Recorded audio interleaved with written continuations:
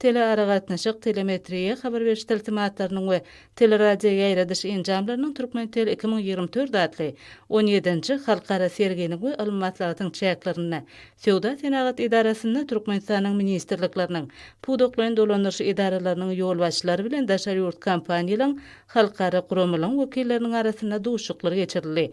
Duşuklarda Aşgabatda geçirilýän däwe urulan Türkmentel halkara forumynyň işiniň sanlylaşdyrmakda IP ulgamly interneti ornaşdyrmak we howpsuzlyk boýunça hyzmatdaşlygy diversifikaçylaşdyrmak babatda öňe sürülen teklipler bilen giňişleýän tanışmaga mümkinçilik berenini ynagtarly. Mehmanlar Türkmenistanyň ähli urlar boýunça gadanylýan üstünliklere, ýurdun ýeten derejesine uly gowunç bilen sin edilýänini bellediler.